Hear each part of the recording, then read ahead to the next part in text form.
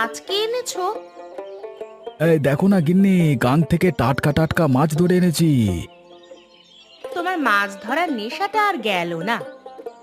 কি যে বলো না গিন্নি, ওই মাছ ধরা নিয়ে যে বেঁচে আছি গো।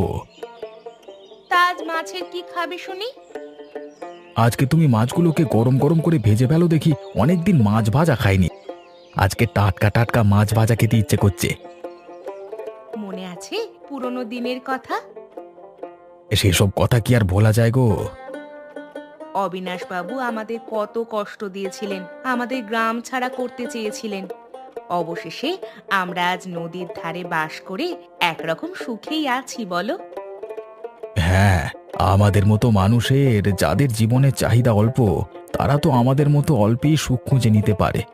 তবে তুমি পাশে না থাকলে আমার জীবনে বোধহয় কোনোদিন সুখ আসতো না গো। আমরা পরস্পরের পাশে আছি বলেই আজ আমরা দিনের শেষে সুখী হতে পেরেছি। হ্যাঁ, এই গাং আমাদের আপন করে নিয়েছে। এই নদী যদি আমাদের আপন করে না নিত, তাহলে আমরা যে আজকে কোথায় ভেসে যেতাম। প্রকৃতি কখনোই কাউকে ধোকা দেয় না গো। ধোকা দেয় মানুষ, ধোকা দেয় সমাজ, ধোকা দেয় ক্ষমতার দম্ভ। যে ক্ষমতার দম্ভে দাম্ভিক অবিনাশবাবু একদিন আমাদের গ্রাম ছাড়া করতে চেয়েছিলেন, তাড়িয়ে দিতে চেয়েছিলেন। থাক গিন্নি, সেসব পুরনো কথা। আজ আমরা সুখী হয়েছি, এটাই বড় কথা। আর তাদের দোষ থেকে কি হবে বলো? তুমি বরং যাও, মাছগুলো গরম গরম ভেজে ফেলো। আমরা আজ গরম গরম মাছ ভাজা দিয়ে ভাত খাবো। হ্যাঁ, যাই গো, আজ আমিও বড় খুশি হয়েছি।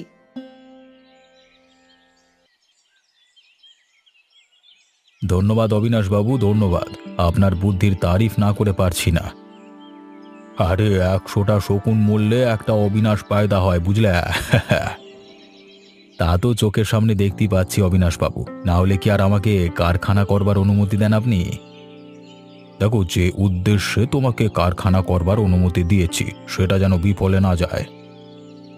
আরে না না, সেসব বিফলে যাবে কেন? গ্রামের লোকগুলোকে দেখুন না, একেবারে জুজু করে রেখে দেবো। হ্যাঁ, সেটাই হচ্ছে আসল কথা। ওদের মধ্যে কেউ যেন আর মাথা তুলে দাঁড়াতে না পারে। যে বেটা মাথা তুলে দাঁড়ানোর চেষ্টা করবে, তাকে ওই নদীর ধারের চড়ায় পুঁতে ফেলবে। এসব কাজে আমি সিদ্ধহস্ত, জানেন তো অবিনাশবাবু। সেই কারণেই তো এত লোক থাকতে আপনাকে কারখানা করবার অনুমতিটা দিয়েছি। সেনবাবু, জানবেন, ওসব নদী দূষণ বড় ব্যাপার নয়। বড় ব্যাপার হচ্ছে আমাদের কারখানাটাকে চালাতে হবে এবং গ্রামের লোকজনকে পায়ের নিচে পিষে রাখতে হবে। আপনার আশীর্বাদ যার মাথার উপর আছে, সে এই কাজ পারবে বই কি। জল দূষণ মাথায় থাকুক, আমাদের ব্যবসা, কারখানা এসব রমরমা চলতে থাকুক। আলবাত আলবাত আলবাত।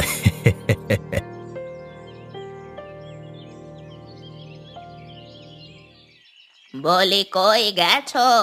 কেউ আছো নাকি? নাকি সব দিন দুপুরে ঘরের ভিতর তালা বন্ধ করে বসে রয়েছো? দিনের বেলা ঘরের ভিতর তালা বন্ধ করে বসে থাকলে পেট কেমন করে চলবে বুড়িমা? তা পেট চালানোর যেখানে এতই চিন্তা, তবে নদীর ধারে ঘর বাঁধতে গেলি কেন তোরা? তা কি করতাম একটু বলে দিন না আপনি। নদীর ধারে ঘর বেঁধে কেউ কি সুখী হয়েছে না হবে?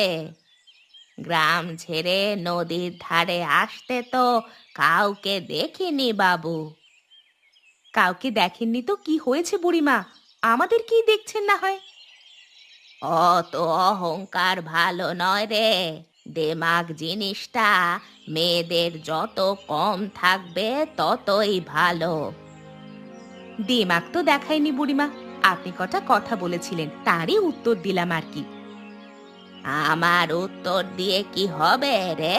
নদীতে যখন বান আসবে, দেখবি তোদের ঘর কেমন ভেসে চলে যাবে। তেমন দিন আমাদের কোনোদিনই আসবে না বুড়িমা। হাতি ঘোড়া গেল সব, মশা বলে কত জল, কত লোক তলিয়ে গেল নদীর জলে। আর তোরা বলছিস নদীর জলে কিনা তোদের কিছুই হবে না। আপনি কি চান আমরা নদীর জলে তলিয়ে যাই? না না, তা কেন? তবে বয়সটা তো আর কম হলো না রে। চুলগুলো তো আর রোদে সাদা হয়নি। কতজনকে দেখলুম এই নদীর জলে তলিয়ে যেতে। তাই তোদেরকে একটু সাবধান করে দিচ্ছিলাম আর কি। থাক বুড়িমা, বিপদের দিনে যখন কাউকে পাশে পাইনি, এখন আর কাউকে সাবধান করার জন্য লাগবে না। তবে তাই কর, তোদের যা ভালো বোধ হয় কর। আমি এখন আসি, কেমন? ঠিক আছে বুড়িমা, সাবধানে যাবেন। পথঘাট একটু সাবধানে সামলে চলবেন। আপনারও তো বয়সটা কম হলো না।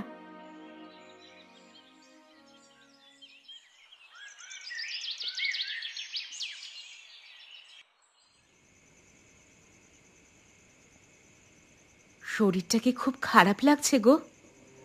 কি আর বলবো গিন্নি, পেটের ব্যথায় যে আর নড়তে পারছি না। এর যে মরণ হলেও বোধহয় ভালো হতো গো। ওরি বাবা! একটা ভালো ডাক্তার তো দেখাতে পারো। ডাক্তার আমার কিচ্ছু করতে পারবে না গিন্নি, কিচ্ছু পারবে না। এই যে তোমার এত শরীর খারাপ, কই অবিনাশ বাবু তো একবার দেখতে এলেন না? তোমার তো বেশ খাতির ছিল তার সাথে। তুমি কি যে বলো গিন্নি, তার মাথা মুন্ডু নেই গো। কেন, ভুলটা কি বললাম শুনি? উনি অত বড় মাপের মানুষ, ওনার কি আর সময় আছে আমার কাছে আসবার? কেন, তুমি যে ওর জন্য অত করলে, তার একটা প্রতিদান নেই? বড় মানুষের দোষ ধরতে নেই গিন্নি, ওনারা অমনটাই হন। তবে তুমি ওর জন্য অত করলে কেন? আমি কি আর ওর সমতুল্য মানুষ গো? তবে যাই বলো, ওর কিন্তু একবার আসার দরকার ছিল। এই ছাড়ো তো সব, আমি কোথায় পেটের যন্ত্রণায় কাতর হচ্ছি। কে এলো না এলো ওসব দেখার সময় বা শরীর দুটোই নেই আমার। ওরে বাবা, আমার বড় কষ্ট হচ্ছে গিন্নি। যত তাড়াতাড়ি সম্ভব ডাক্তারের কাছে যাও, একটা ভালো ডাক্তার দেখাও।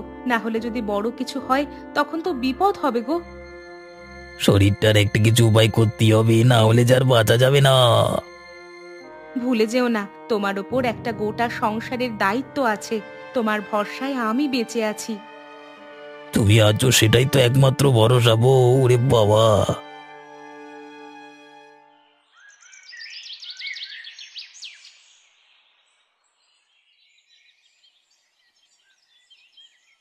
আজ যে বাড়িতে সকাল থেকে বাজার হয়নি, সে হুঁশ আছে? কি বলছো, কি বাজার করা হয়নি কেন? কেন, তুমি করে আনবে বাজার? কেন, নগেনের কি হলো? সে যে আসেনি, সে খেয়ালটাও নেই দেখছি। আরে হ্যাঁ তো, নগেন তো আসেনি। বেটা ছেলের আবার হলোটা কি কে জানে। দেখো, আমার মনে হয় আমাদের পাপের ঘড়া পূর্ণ হয়েছে। এভাবেই তোমরা একদিন নিপাত যাবে। কি যে বলো না গিন্নি, আমাদের আবার পাপের ঘরা। তুমি থাকো তোমার কুসংস্কার নিয়ে। সে না হয় থাকলাম, কিন্তু নগেন আমাদের পুরনো কর্মচারী, তোমার সাগরেদ। সে যে কেন আসছে না, সেই খবরটা নেওয়ার প্রয়োজনও মনে করলে না? আজকে তার একটা খোঁজ নিতে হবে দেখছি। দেখো দেখো, খোঁজ নিয়ে দেখো পাপ করে কোথায় মরে পড়ে আছে। জানো তো, কথায় আছে, পাপ বাপকেও ছাড়ে না। আরে তুমি থামাবে তোমার বকবক? যদি না থামাও তাহলে মনে আছে তো অল্প বয়সে কেমন মার খেতে? সেই দিনগুলো যদি ভুলে না গিয়ে থাকো তাহলে চুপ করে থাকো। মনে রেখো, রেগে গেলে আমার থেকে খারাপ কিন্তু কেউ হবে না। আমাকে চুপ করিয়ে তুমি কি রক্ষা পাবে ভেবেছো? আমি বলে দিচ্ছি, তোমার এই বাপের ব্যবসা চলবে না। শকুনের অভিশাপে যেমন গরু মরে না, তেমনি আমার কারখানাও তোমার অভিশাপে বন্ধ হবে না। যদি বেশি বাধা দিতে আসো তাহলে কারখানার পাশে গঙ্গার বালির চর মনে রেখো, ঠিক আছে? পুঁতে ফেলবো।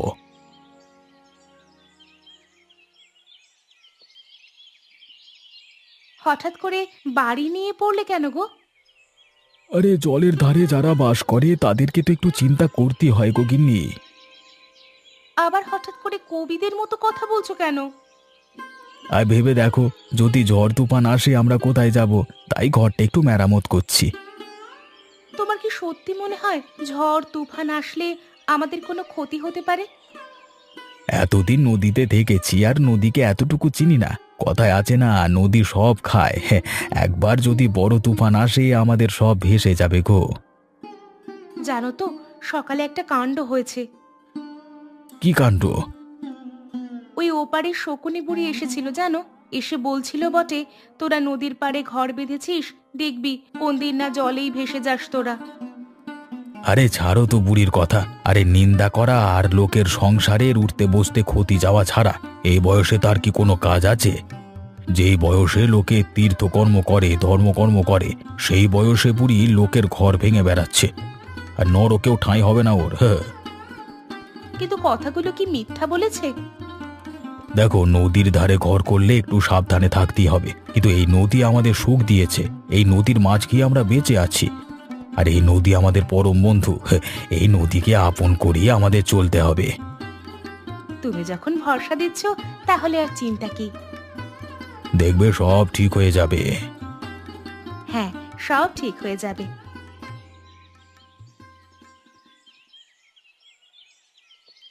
সকাল সকাল দাওয়ায় বসে নাটক করছিস নগেন? বড্ড পেটে যন্ত্রণা হচ্ছে, বড্ড যন্ত্রণা। পেটে যন্ত্রণা হচ্ছে কেন রে? তা কি আর জানি বাবু। নিশ্চয়ই উল্টো পাল্টা কিছু খেয়েছিস, তাই পেটে যন্ত্রণা হচ্ছে।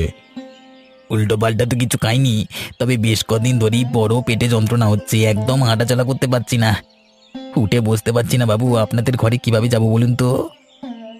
ওসব রেখে তাড়াতাড়ি করে ঘরে আয়, অনেক কাজ পড়ে আছে আমার। তোর জন্য আমাকে ব্যাগ হাতে করে বাজারে বের হতে হলো, সে হুঁশ আছে? আমি বাজারের ব্যাগ হাতে রাস্তায় বেরুলে 5 জন লোকে 5 কথা বলবে, সে খেয়াল আছে? খেয়াল তো আছে বাবু, কিন্তু পেটে যদি যন্ত্রণা হয় কিভাবে চলি বলুন তো? এ শরীর তো আর সাথ দিচ্ছে না। এসব হলো ছোট লোকের নাটক, বুঝলি? তোরা ছোট লোকেরা হলি নাটকে জাত। কত নাটক তো দেখলাম তোদের ছোট লোকেদের। এসব নাটক ছেড়ে কাজে আয়।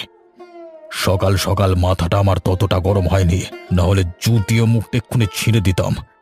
যদি আবার তোর এই পেটের ব্যথার কথা বলিস, একবারে এক চড় মেরে দেবো। এই পেটের ব্যথা ছেড়ে এক্ষুনি বাড়িতে আয় আমার। আমি বাজার থেকে ঘরে পৌঁছাতে পৌঁছাতে যেন আমাদের ঘরে এসে হাজির হোস। আগে বাবু, আগে, ঠিক আছে।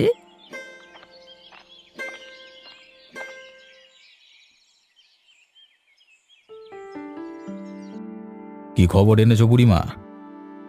খবর আছে রে, খবর আছে।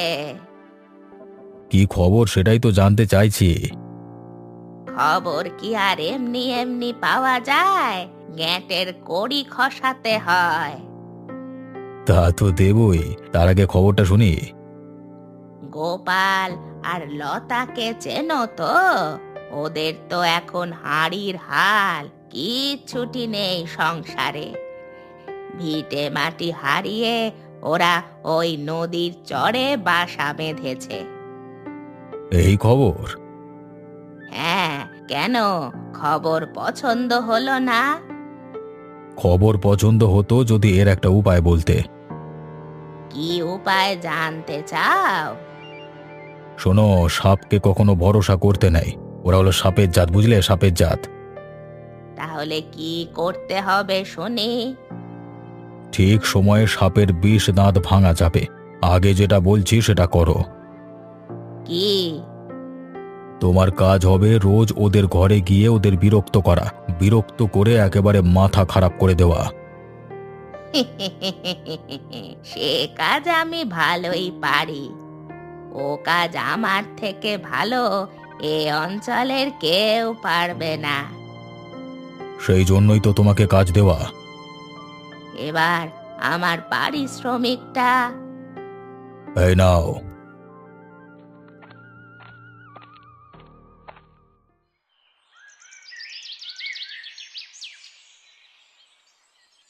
কি নগেন, এতদিন কাজে আসনি কেন? তা মুখটা অমন শুকিয়ে আছে কেন? শরীর সব ভালো তো? কি বলি আর গিন্নিমা, কদিন ধরে পেটে বড় ব্যথা। তা বাবু আমাদের বাড়িতে গিয়ে কালকে কাজে আসতে বলেছিলেন, কিন্তু কালকে আর বিছানা ছেড়ে উঠতে পারলুম নিকো। তাই আজকে সকাল সকাল কোনো মতে কাজে এসেছি, কিন্তু পেটে ব্যথা যে থামে না। তা পেটে ব্যথা হলো কেমন করে? তা তো জানি না গিন্নিমা, তবে কদিন থেকেই হঠাৎ করে পেটে বড় ব্যথা হচ্ছে। তা বেশ, পেটে ব্যথা হচ্ছে, কিন্তু খাওয়া দাওয়া কিছু করেছো? ওষুধ কিছু খেয়েছো কি? না গিন্নিমা, ওষুধ তো দূর, খাবারই কিছু পেটে দিতে পারি না। একরকম জল খেয়ে আছি বলতে পারেন। তাই তো শরীরটা বড় দুর্বল। বুঝতে পেরেছি, তোমার পেটে ব্যথা এমনি এমনি হয়নি। এমনি এমনি হয়নি মানে? কিভাবে হয়েছে আমি কিছুই বুঝতে পারছি না।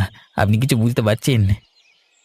হ্যাঁ, নদীর ধারে বেআইনি কারখানা করায় ওই কারখানার নোংরা গিয়ে নদীতে পড়ছে, আর নদীর জল দূষিত হচ্ছে। সেই জল সবাই পান করে, এবার সবাই তোমার মতো পেটের ব্যথায় কাতর হবে। কি কি বলছেন কি গিন্নিমা, এমনটাও কি হয়? হয় মানে? হয়েছে তো, তোমারই তো হয়েছে। ছি ছি ছি ছি, কি যে বলেন গিন্নিমা, এমনটা কখনো হতে পারে না। অবিনাশবাবু এত স্বপ্নে কারখানাটা গড়িয়েছেন, সেই কারখানা থেকে কি আর জলদূষণ হবে? সেই জলদূষণ হয়ে কিনা আমার আবার শরীর খারাপ হতে পারে। দেখো, তোমরা মুখ্য সূক্ষ্ম মানুষ, তোমরা বুঝবে না অত সব, কিন্তু আমি বেশ বুঝেছি পিছনের আসল সত্যিটা কি।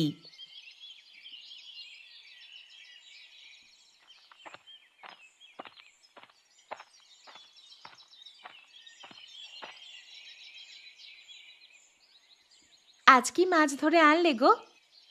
মাছ তো ধরেছি গিন্নি, কিন্তু তোমাকে তো এমন চিন্তিত কখনো দেখি না, কি হয়েছে বলো তো? কালকে বড় ঝড় আসতে চলেছে, খুব বড় পরিমাণ জলোচ্ছ্বাস হবে, তাই আমাদের সবাইকে সামলে থাকতে হবে। কি বলছো কি? আমার তো চিন্তা হচ্ছে, কোথায় শুনে আসলে তুমি এসব? শুনে এসেছি নদীতে, সবাই বলা বলি করছিল, মাঝি মল্লারাও সবাই চিন্তা করছে।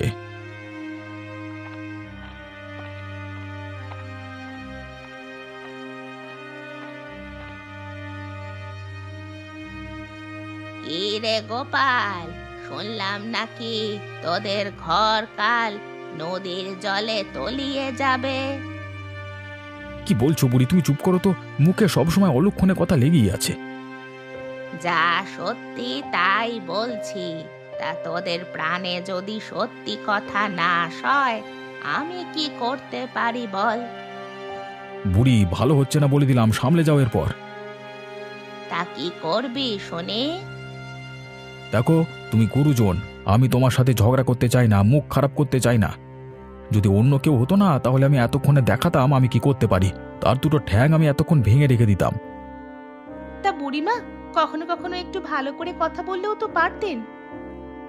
ভালো করে কথা বলতে জানলে তাহলে আর পাড়ায় শকুনি বুড়ি নাম হয়েছে কেন? বলি, ঘাটে তো দুটো পা চলেই গেছে, এখন একটু লোকের ভালো চাও, আর কত পাপ করবে তুমি? ভাগ, যত রাজ্যে নাটক।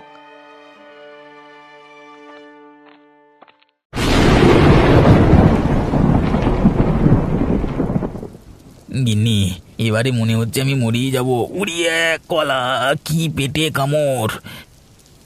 এমন অলক্ষণে কথা তুমি কেন মুখে আনো বলো তো? আর যে কষ্ট সহ্য হয় না গিন্নি, এর যে তো মরণও ভালো, বলো। আমি আগেই বলেছিলাম ডাক্তারের কাছে যাও। এখন এই বৃষ্টিতে তোমার জন্য ওষুধ কি করে আনি বলো তো? ওষুধ লাগবে না গিন্নি, একটু একটু বিষ দেবে, বিষ বিষ বিষ খাই না।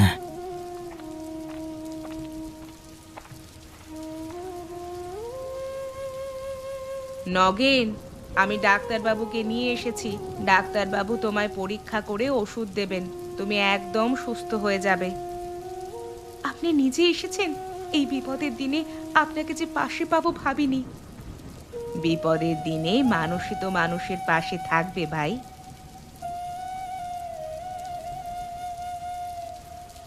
যাও, এই ওষুধগুলো তোমার বরকে খাইয়ে দাও।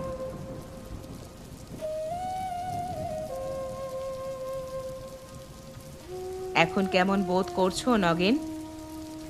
ভালো বোধ করছি গিন্নিমা, এই পেটের ব্যথাটাও মনে হচ্ছে না আর নেই মানে। তুমি সত্যি ভালো হয়ে গিয়েছো? হ্যাঁ গো গিন্নি, ভালো হয়ে গেছি, মানে গিন্নিমার কৃপায় আমি ভালো হয়ে গেছি। এবারে আমি নিশ্চিত হয়েছি যে জল দূষণের কারণেই তোমার পেটে ব্যথা হচ্ছে, কারণ ডাক্তারবাবু জল দূষণ থেকে পেট ব্যথার ওষুধ দিয়ে গিয়েছিলেন এবং সেটা খেয়েই তোমার পেটের ব্যথা ভালো হয়েছে। সুতরাং এটা নিশ্চিত যে জল দূষণ থেকেই রোগ ছড়াচ্ছে। তাহলে কি করতে হবে গিন্নিমা? আপাতত আরও একটু দেখতে হবে, তবে এই ব্যাপারটা নিয়ে নিশ্চিত হয়েছি।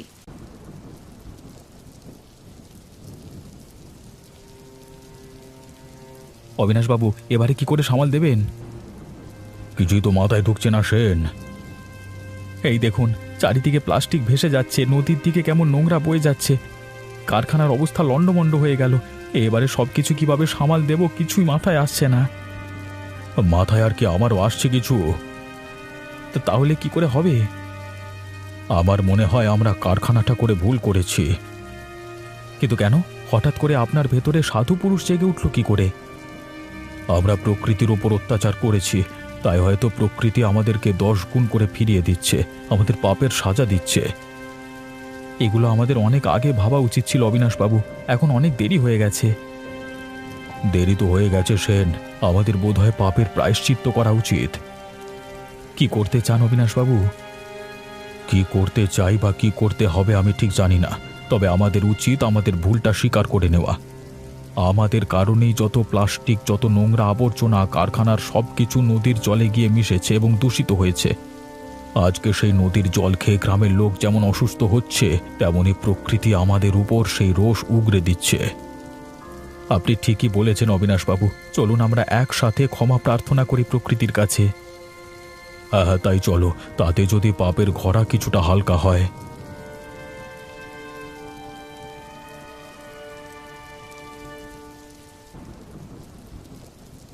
দেখো দেখো, এত খারাপ পরিবেশ, এত জলোচ্ছ্বাস, তাতেও আমাদের ঘরের একটুও ক্ষতি হচ্ছে না। কি বলে অভিজ্ঞতা গিন্নি, কি বলে অভিজ্ঞতা, বুঝলে? ভাগ্যে তুমি ঘরটা মেরামত করেছিলে। এমনি এমনি তো আর নদীর ধারে ঘর বাঁধতে আসিনি গো, কিছু তো অভিজ্ঞতা আছে। আমি অনেক দিন ধরেই জানতাম যে এই ঘটনা ঘটবে, তাই জন্য বাড়িটাকে ভালো করে মজবুত করে তৈরি করে রেখেছিলাম। ভালো করে দেখো তো, নদী দিয়ে কি যেন ভেসে যাচ্ছে জলের তরে। আরে হ্যাঁ তো, আরে জিনিসটা তো ভেসে ভেসে এদিকে আসছে। আরে এ যে শকুনি বুড়ি ভেসে যাচ্ছে গো, তাই এসো এসো এসো এসো। বাঁচাও, বাঁচাও, বাঁচাও! কেমন মজা টের পেলে বুড়ি, দেখলে তো একই বলে ওপরওয়ালার মার। আগেই বলেছিলাম লোকের পেছনে কাঠি করো না, এখন দেখলে তো আমাদের কিছু হলো না, তুমি জলে ভাসতে ভাসতে তলিয়ে যাচ্ছিলে। আর শেষে কিনা যে ঘরকে বলছিলে জলের তলায় তলিয়ে যাবে, সেই ঘরই আসতে হলো ঠাঁই নিতে। আমায় ক্ষমা কর বাপধন, ক্ষমা কর। আমার ভুল হয়ে গেছে বাবা। লতা, আমায় ক্ষমা কর। গোপাল বাবা, তুই আমার ক্ষমা কর। হ্যাঁ, ওপরওয়ালা তোমাকে ক্ষমা করুক গো।